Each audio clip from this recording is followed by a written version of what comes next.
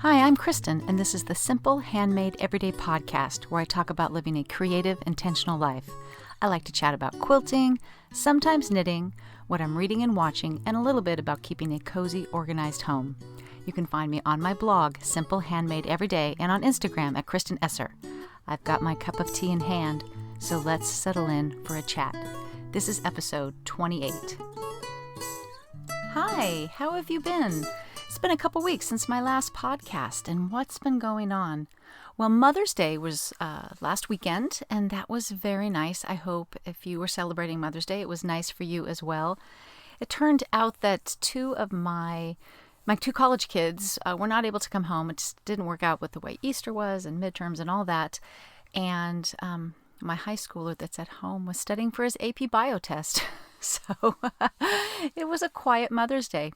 But I will take it because the last two Mother's Days in a row were a little bit cursed. Did I talk about that last podcast? I don't think so.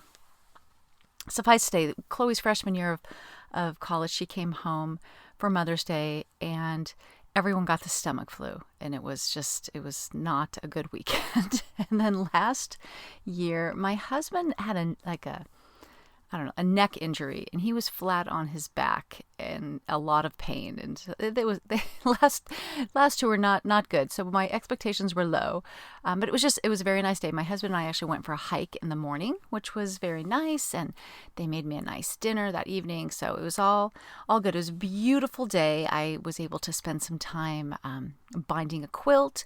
Last year for Mother's Day, I got this awesome swing chair. It's like this egg-shaped swing chair that's part of our patio furniture now. Best Mother's Day present ever. And I was able to sit out there with a little cocktail and doing my hand binding, and that was lovely. I finally watched a movie that I've been wanting to watch forever while I was binding. I'm still not done binding that quilt. I've got just like 12 inches to go or something. But I saw I watched on Netflix, I guess, The 100-Foot Journey, which has Helen Mirren in it as a French woman, restaurateur, who there is an Indian family that moves into a restaurant space across the street from her very fancy Michelin star rated restaurant, and she's not happy about it. And so it's all about all the things that unfold because of that. And I've been wanting to watch it for years. It's not a new movie, and I knew I would love it, and I did. So that was my little treat to myself. I just sat there while people were doing other things and was able to bind my quilt and watch that movie. So it was great. What else has been going on? Oh, you know what I meant to tell you last podcast and I didn't, is that I got the opportunity to meet an Instagram friend or an online sewing friend in real life. So that was super fun. And when I told my son that I'm going to go have coffee with a friend that I met online, he said, "I'm pretty sure you have told us not to do that for our entire lives." I'm like, I know, it sounds so risky, doesn't it? But I got together with Susan from the Felted Pear. If you've never if you don't follow her, if you've never seen her work, you need to. I'll put a link in the show notes to her Instagram profile. She just makes adorable things. She's a very talented quilter. She makes tons of little zipper pouches, and she actually gave me one.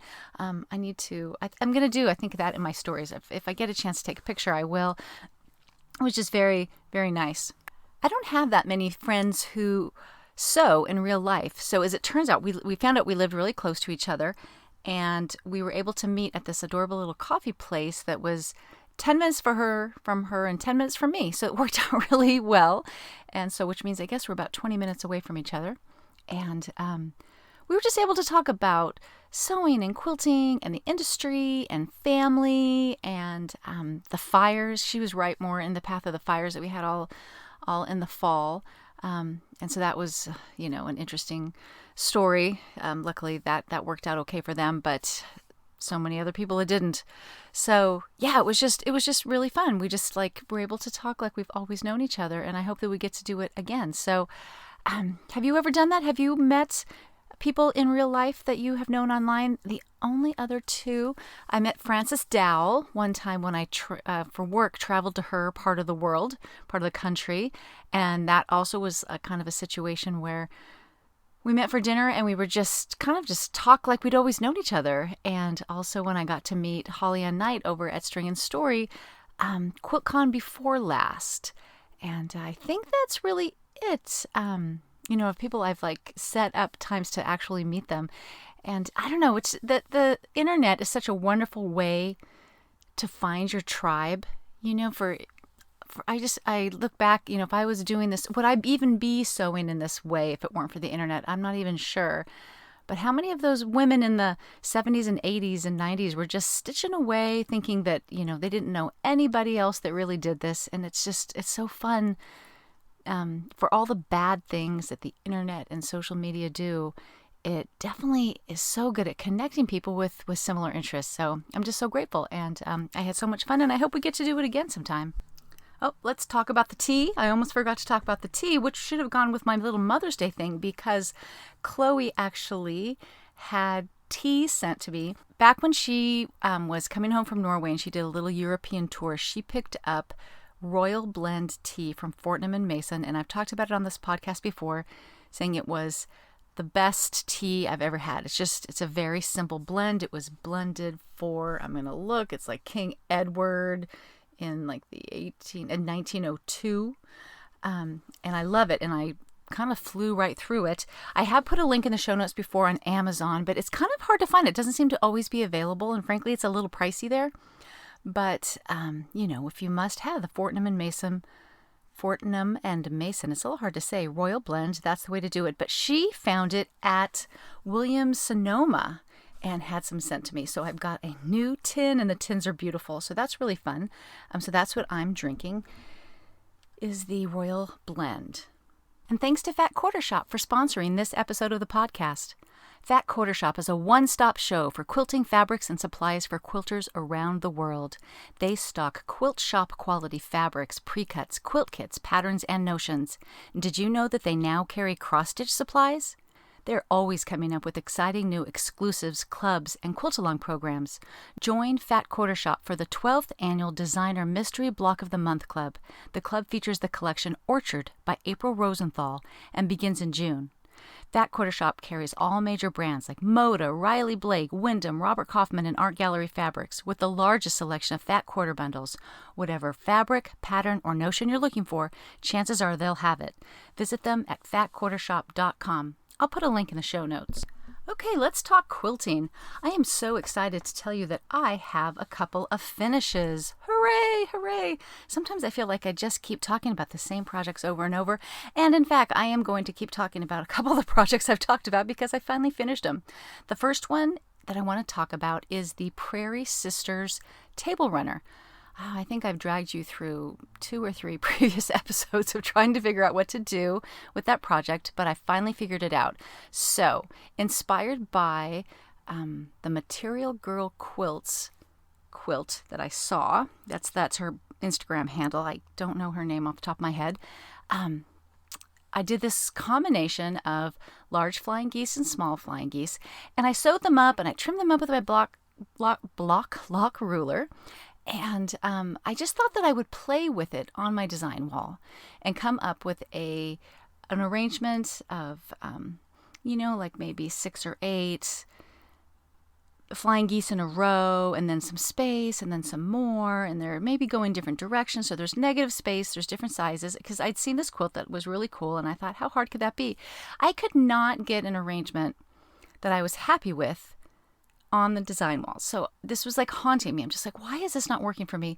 And then I don't know why it took me so long to do this, but I just sat down and I just created it in EQ and laid it out. And that was such an easier way to move blocks around and get the spacing that I wanted, that I literally had it done in 5 minutes once I just did it on the computer.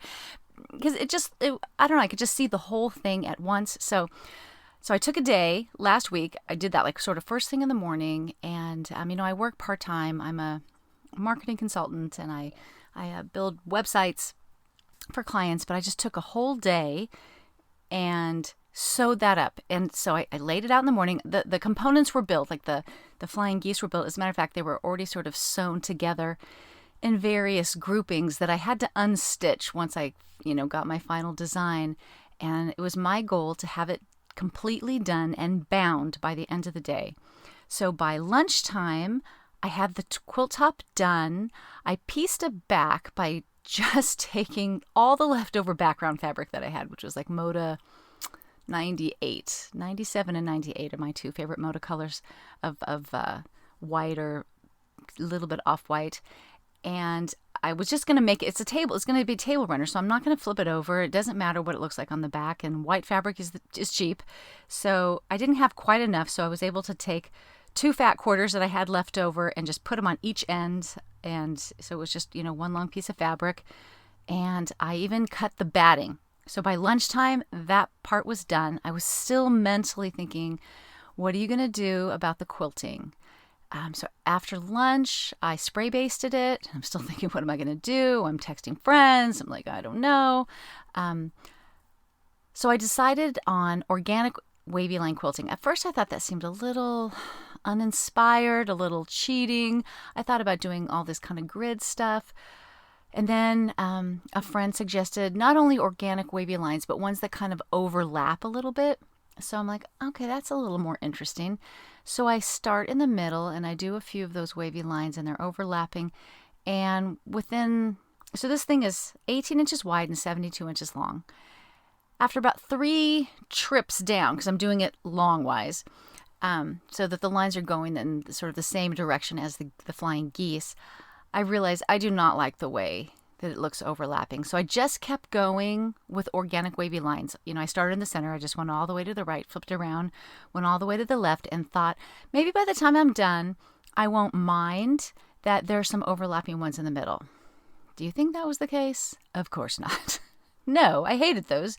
And so I just sat down with a seam ripper and an episode of The Fix or A Million Little Things or something and picked out, I thought I could just pick out 2 lines, just 2 where they overlapped. But when you're picking out quilting lines where they overlap, sometimes you can kind of, pardon the pun, lose the thread of which line is which. So then I'd accidentally start picking out the wrong line. So then I just had to pick them all out. So I picked out about 3 of those and then just went back. I ironed it and steamed it to get rid of all the little holes from where the stitches were, and I was able to just fill in those last few lines. They're a little, I will admit that the first lines I did were a little wavier than I ended up with later. I forget this, but you don't have to move the foot very much to get a wavy line, if you know what I mean. Anyone who's ever tried to quilt a straight line will tell you that it moving just a little bit makes it look like a wavy line. And I kind of forgot that at first, and I was a little like, woo, just a little too wavy. But it's all fine. It's all fine. And now I imagine that those wavy lines, those stitching lines are like air currents that the geese are flying on. And that makes me very happy as an artist statement. So that was very nice. I ended up I quilted it, trimmed it. I took scraps and I pieced together a scrappy binding and decided that I was going to machine bind it. I am a hand binder, so I sew it on by machine on the front and then hand stitch it on the back. But I was going to be done with this day. And it's a table runner. It's going to be washed a lot. And it just seemed like that would be a good idea for it to be machine bound, and I could use some practice doing that. I knew that I had seen a tutorial that I'd wanted to try. I know there's a few different ways to do this. I think usually people stitch the binding onto the back, flip it to the front, and sort of top stitch it down. That sounds really scary to me because top stitching scares me, to be honest with you, because I'm not that good. So what I did is, well, first of all, I went to YouTube and I Googled machine binding, and the first tutorial that came up was a fat quarter shop tutorial, and it was the one that I was thinking of. So you stitch it on the front like you're going to hand stitch it on the back, and then you flip it over to the back, and you normally when you're going to hand stitch it, you just fold that up to your stitching line and you hand sew it down. In this case, you want to pull it a little tighter, about 1/8 inch past the stitching line. of where you had stitched it on the front. And then you pin the heck out of it because it's very, very important that it stays in the right place. So that was the hardest part about the whole thing, is just pinning it all the way around and then dealing with it pinned. I will link the tutorial in the show notes. So it's pinned a little bit, 1/8 of an inch past it, all the way around. Then you flip it back to the front and put it under your machine with the walking foot on, and you stitch. Can I explain this? In the ditch, right next to the binding. So you're stitching on the quilt, the intersection of where the quilt and the binding start, right in there. So you can barely see it, especially with mine, because the background fabric was white and Aurifil 2311 blends with everything. And so as you're doing that, as you're stitching right in the ditch, really tight, it should be, where the stitching should be stitching down that binding with about 1/8 inch to spare on the back. And if you do it right, it looks really, really good. Now, I'm not perfect, which is why, and you're doing it blind, right? So I got it off and I thought I had really just nailed it. And then I found like 3 places where I had maybe not stayed as tight as I should have. And there's like 3 little parts that were not stitched down on the back, which again, if it had been a quilt that I wanted to give away or something, then I would have been really unhappy with that. But it's the back side of a table runner for me, so I just hand stitched those down and called it a day, and no one will ever know. But I was really glad to practice it, and I want to continue to practice that and figure out. I think I just really need to stay tight in that ditch, because that's how you make sure that you're catching the binding on the back side. So that was a really good experience, and I finished the whole darn thing. and then it sat there for a week till I took pictures of it, which I did yesterday, and I posted on Instagram. It is so hard to take a picture of a table runner because it's so long. I felt like I couldn't really get the whole thing in the picture. And so, and then if someone was going to hold it up, you could totally see the person, like not like a normal quilt holder thing. So anyways, it's done. I'm very happy with it. My husband and Ben when they walk in the kitchen, say, "Oh, I really love that table runner." So I'm just really happy that it's done, and I'm really happy with how it came out. The other thing that I'm 12 inches of binding away from being done with is the Irish chain quilt, which will be on a blog hop in June. So I'm going to wait till then to do the full reveal. But what's been fun about that project, I mentioned it last time, is that I had it long-armed. A podcast listener, Deanna Senzano, I hope I'm saying that right, contacted me, and she has a long arm that she's doing edge-to-edge quilting on. And I'd never done it before, and I thought it seemed like it was exactly the right quilt, because I wanted an all-over design on it, because I just wanted the quilting to sort of sink to the background, so you just really see the chaining. And so she sent me links to all kinds of designs to choose from, and I might be able to take a picture. I chose one that was a combination of kind of some swirls and kind of feathery type things, and it's a very nice, a little bit florally design, and send it off to her. She had it done in just a couple of days and back to me, and I could not love it more. I am so used to quilting my own quilts and getting things custom quilted that it was so fun to see how perfect a computer stitch is. As much as I do love the irregularities of handmade, it is just, it's just perfection. And so that was a really fun experience. I will definitely send her quilts in the future. And if you are interested in getting something long-armed by her, I will put her contact information in the show notes. She's got an Instagram account and a Facebook account. And I think we even decided we'd put her email address in there so you could contact her. But she was very professional, did a gorgeous job, and kept me very in the loop about it. Sent me even a little video when she was stitching it out, and we went back and forth about the size of the motif to make sure that it wasn't too dense or too loose. And so just, lots of really good communication, which was just excellent. So I loved every minute of that experience. And then that one I also did scrappy binding. And you know what I'd forgotten about with scrappy binding is that you really need to lay it out to make sure that you don't get any seams right in your corner, and darn it if I did not do that. So one of the corners, I can't even remember if it's on the table runner or the quilt. I hope it's the table runner. No, it wouldn't have been. It was the quilt because it was me hand stitching it.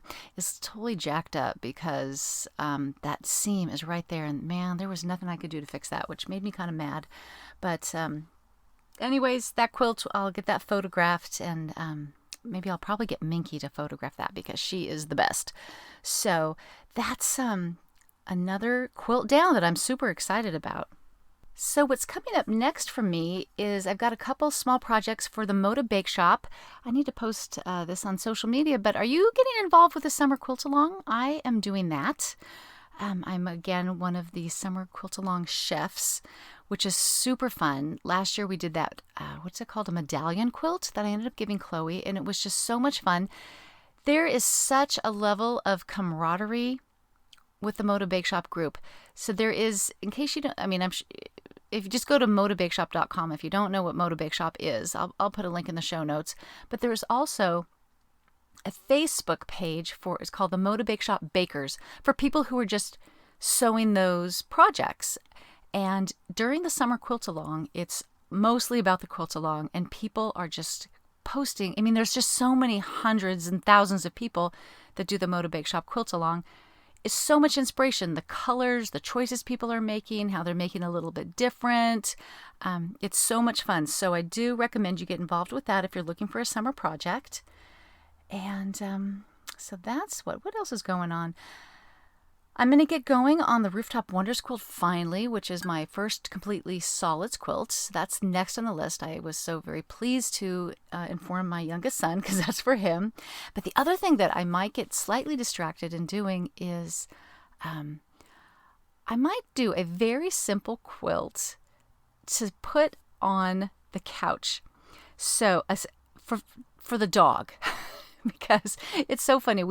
When we got a new sofa a few years ago, we decided the dog is not going to be on this sofa. So he's not. So he sits on another sofa, which cost almost as much. I don't know what we were thinking. And then also a very expensive chair. He's got a dog bed, but the cat is in that most of the time. But anyways, at some point, I'm just like, I need to put like a cute quilt down on this so that because I feel like he's wearing his little body and his pet hair, this little spot in the sofa, and I'm just like, okay, this is ridiculous. So I think I'm going to do maybe just like a whole cloth quilt. I have this piece of French general fabric, and maybe I'll practice some good quilting motifs. I actually right now have laid down a bunch of my quilting practice sandwiches from a couple years ago when I did a bunch of free motion quilting as a series on the blog, but they're like, I used up all the ugly fabric in my stash to do that, so it's not pretty. It's good enough for the dog, but I don't enjoy looking at it when I walk by, so I think I need to make a dog quilt. So that is the other thing that's kind of on my list of things to do for now. Let's move on to talking about books. So since last we spoke, I finished that Agatha Christie Murder at the Vicarage, which I very much enjoyed. I'm not 100% sure I understand who did it. I know who did it, but it got a little complicated. But that's okay. I don't read it to totally understand it. So I finished that. I'm still reading the Michelle Obama book. I don't know why that's taking me so long. My husband came home from work yesterday, and I was sitting out in the swing chair, and he kind of came out and said, "How you doing?" And I was like, I just finished crying because I just got to the part where Michelle Obama's father had died, and she just described it in such a beautiful and loving way. It just really got to me. So that's what I've been reading there. But I have a couple other kinds of things that I wanted to talk about. On Mother's Day, I think it was, I got inspired to pull off the shelf a book that I've talked about before called The Gentle Art of Domesticity by Jane Brockett. Now, if you are a knitter at all, you might know Jane Brockett as the author of the blog Yarn Storm that was very popular. I don't think she has it going anymore. But this is a book not about cooking and cleaning, but about the domestic arts. So she knits, she quilts, she bakes, she decorates, things like that. And it is full of gorgeous pictures. And it's funny because her tastes are not my tastes at all. She's very much into big, bold colors. Most of her quilts are with Kaif facet fabrics, which is just not my thing. But I just appreciate just her joy of doing these domestic arts, and she takes beautiful photographs. So it's just, I pull it out and I've probably read it 20 times, and you don't even have to read the whole thing. I just kind of open it up and just read from wherever it lands. And so that was really fun. I kind of pulled that out on Mother's Day and was enjoying that, which then reminded me of the other end of the spectrum, which is a book called Home Comforts, The Art and Science of Keeping House by Cheryl Mendelson. Now, this book is, in fact, about almost the science of cleaning. So where Jane Brockett basically says, I don't like cleaning, I only keep things clean enough to be livable, this person, Cheryl Mendelson, she is all about just like the right way of keeping house. And she had these two grandmothers that did it very differently. One was Italian and one was British. And their approach to homemaking was very different. And so there's a lot of inspiration at the beginning, but also just sections. Here's a section on cooking. It's one of those books you can, again, just flip to. And it's kind of like a manual and a reference for, here's a section that's called What Goes in the Pantry and What Doesn't. And a whole section on laundry and how to do it properly. And just, it is just a homemaker's Bible. And so I pulled that out and started reading that. And actually, in a lot of ways, I like to read the introductions of these because I like the way people talk about it and what inspires them to want to, clean or homemake in these ways.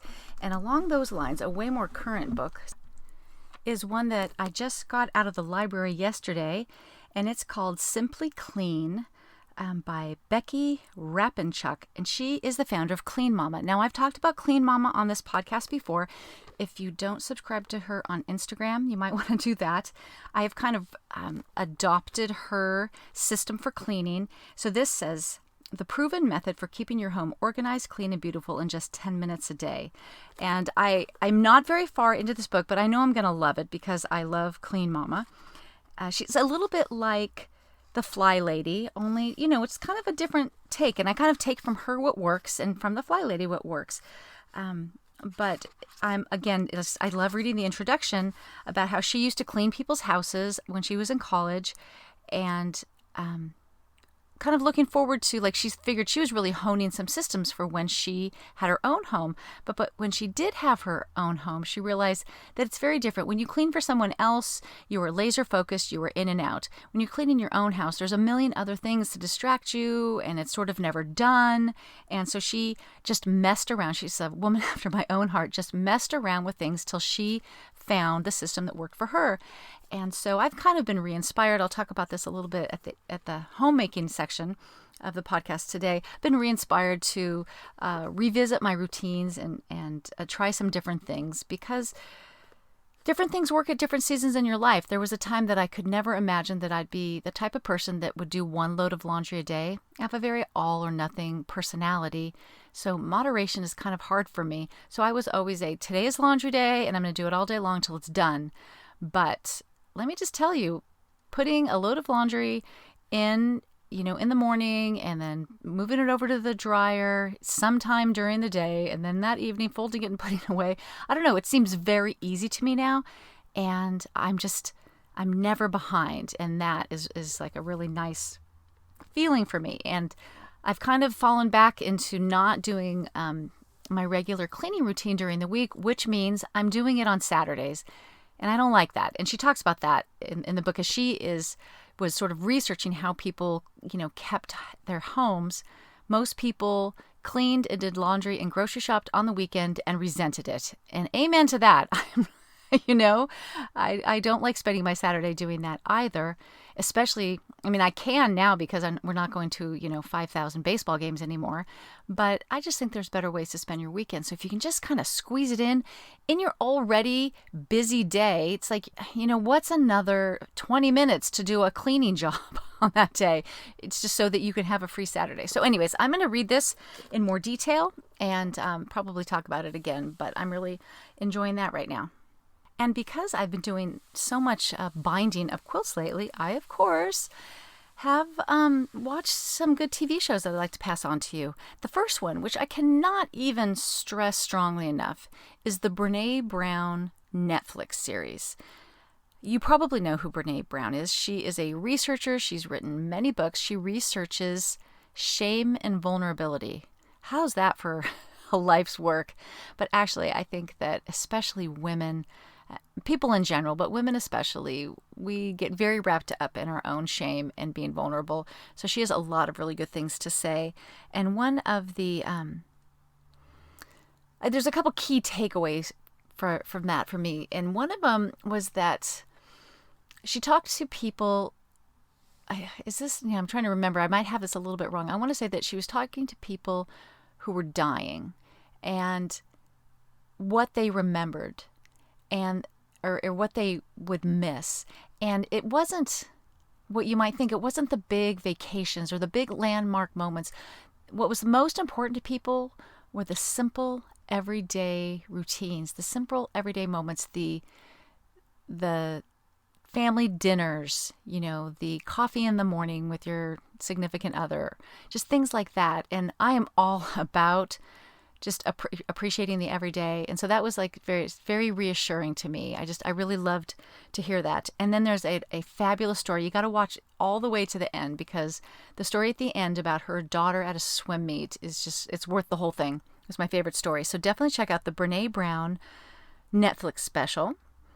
The other thing that I watched it was cute. It wasn't the movie of the year, but it was called Agatha and the Truth of Murder.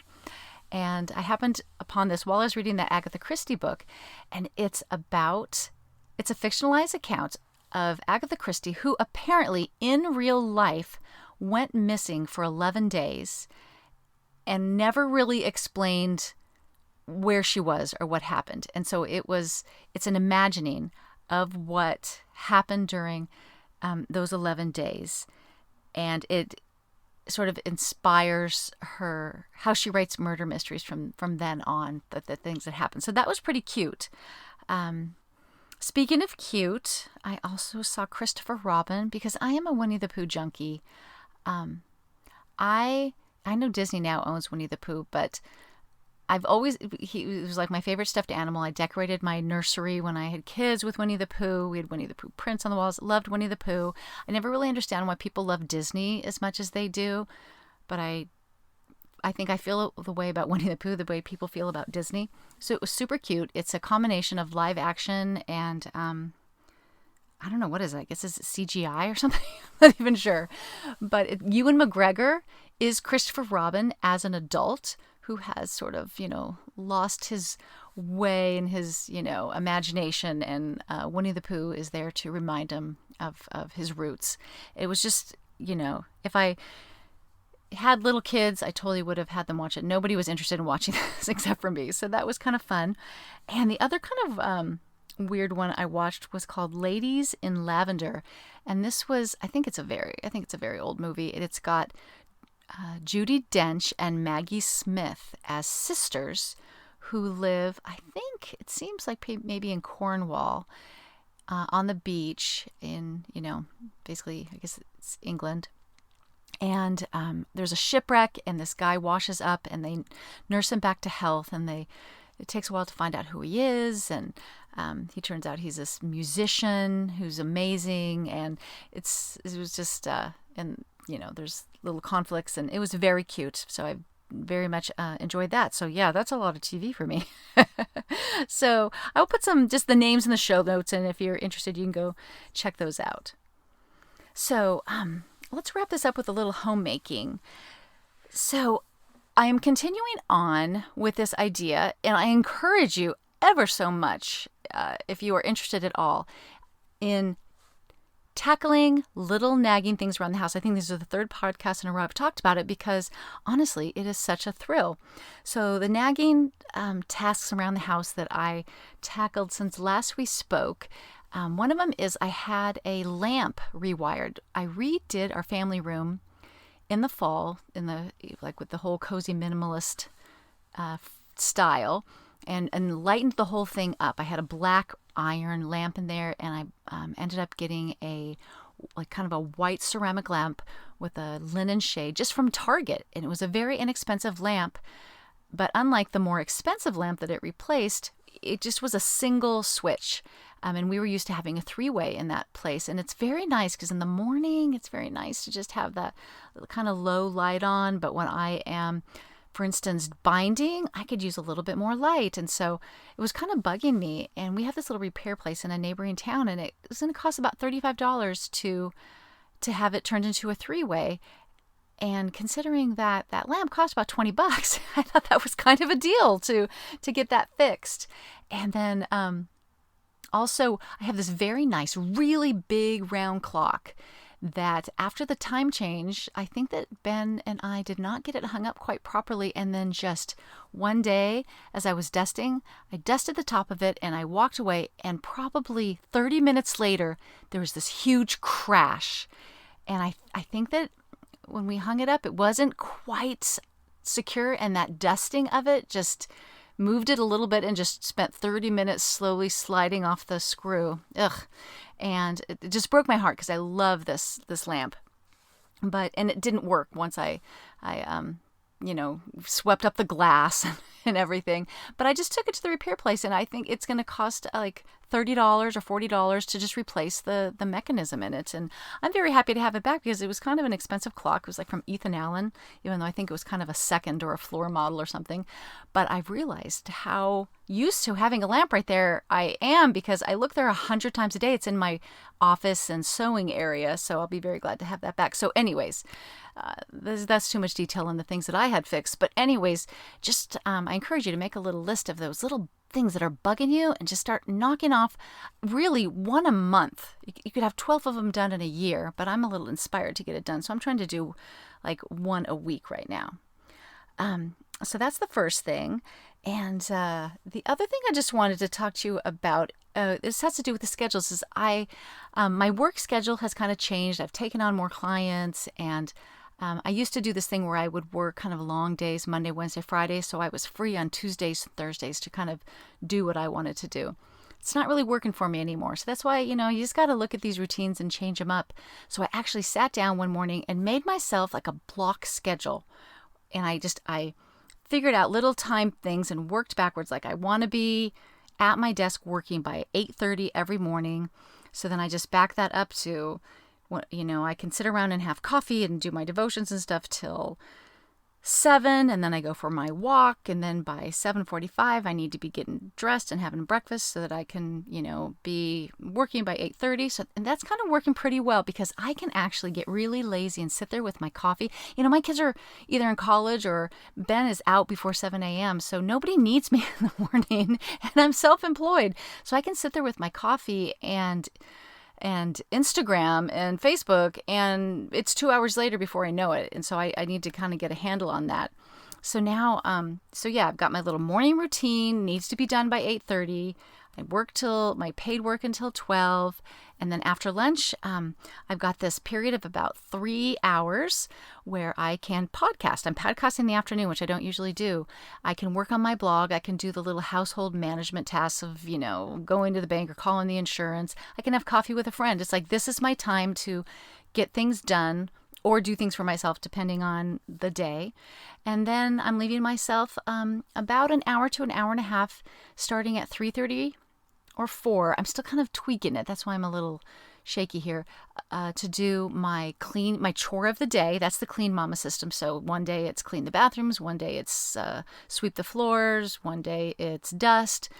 Knock that out. It does not take long, 15 to 20 minutes.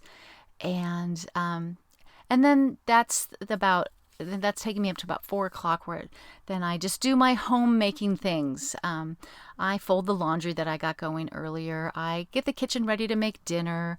I deal with the mail, that kind of stuff. So I'm giving myself an hour to an hour and a half to kind of attend to the homemaking side of things. And that makes me happy because sometimes I get out of balance. I get really into work and I'm working straight up till 5 o'clock, and then it's all of a sudden time to make dinner and the laundry's still in the washing machine, and I'm realizing that I haven't swept the floor in days, and it's just making me feel uncomfortable. So I'm just kind of trying this whole like blocking out time to do things. Just like today, I was kind of like, oh, I feel like I should work some more hours, but I'm like, no, you did your hours, go do your podcast. So it just kind of it seems like maybe it's restricting, but really it's freeing because I can spend these little blocks in the way that, kind of makes sense to me. So anyways, it just might be a good time as we're going into spring to kind of look at your routines. Are they working for you? Do they need a little tweaking? That kind of thing. So that is about it. I do have one person I wanted to thank for a review, Sharon Dawes. Dawes. I'm going to say Dawes. Thank you very much for your kind review. I appreciate it, and I would encourage you that if you enjoy the podcast to rate it, review it, mention it to friends. It's we're getting together quite a community. It's growing, and I really appreciate you guys and the positive feedback that I get from you. That's it for this week. Thanks for spending this time with me. I really appreciate it. I just hope that you have a wonderful week, and we'll see you next time.